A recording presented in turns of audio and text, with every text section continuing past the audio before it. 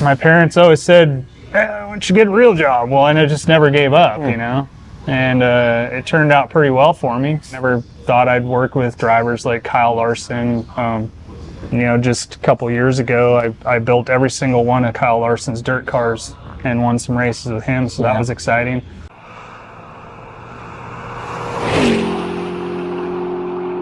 Hey everyone, welcome to the Cam's Eye View. Today we're going to be interviewing Mr. JR of Pace Chassis. So my first question will be, as I know you are a crew chief, when did you get started on crewing and working on cars? When I started out, I didn't know a thing. My cousin was out running dirt carts in the wintertime.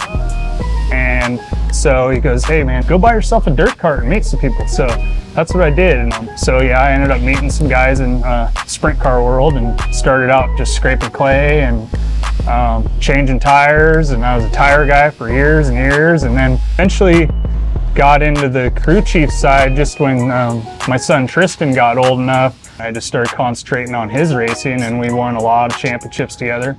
And you know, built the midget team for Rudine Racing. Tristan drove the first year for that, and they moved on with other things. And you know, went to KKM for a bit, and then Chad Boat bought me out there. Ended up with Chad, so he could, at the time Chad was just kind of starting out with the Power USAC midget stuff because he wanted to retire too. You know, he wanted to retire from the driving part. Yeah. We all tried to get him back in the car, but it didn't quite work out.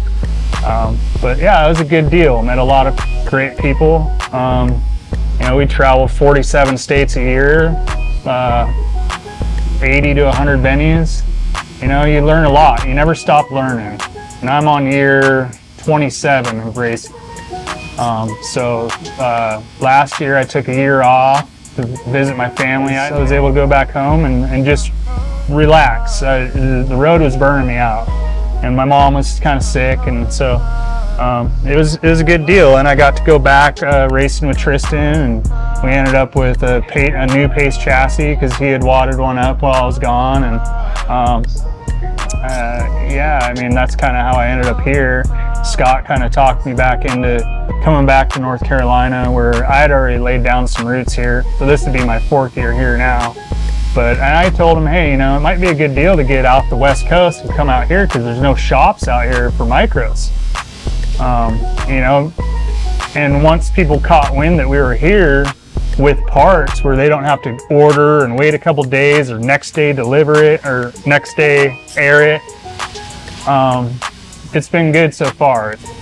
One of the biggest factors that got me to say yes is that, you know, Tristan wanted to come over here and race Millbridge and do some traveling up to PA and maybe run a couple the Coons shows in the micro.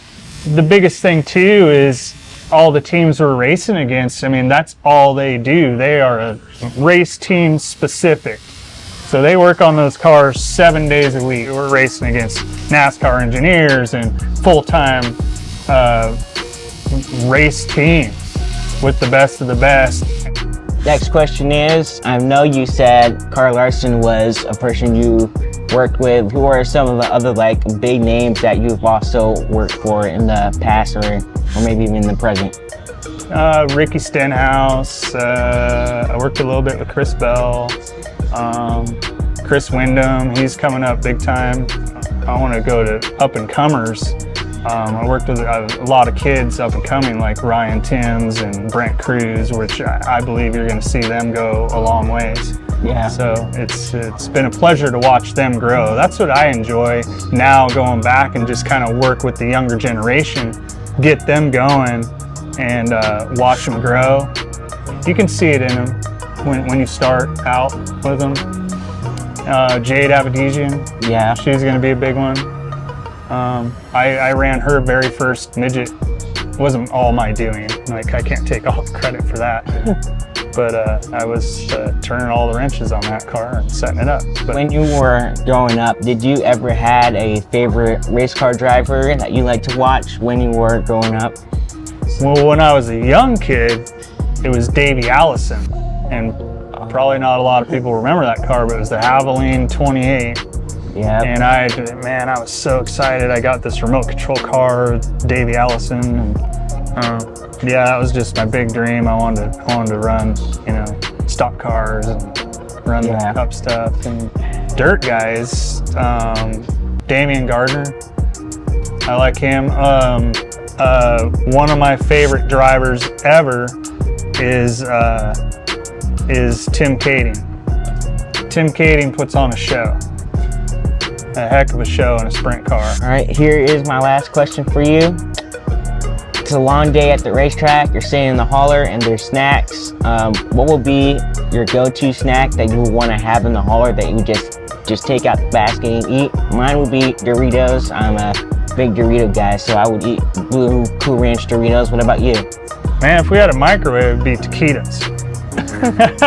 But snack like that, I tend to be on the little healthier side, so it'd probably be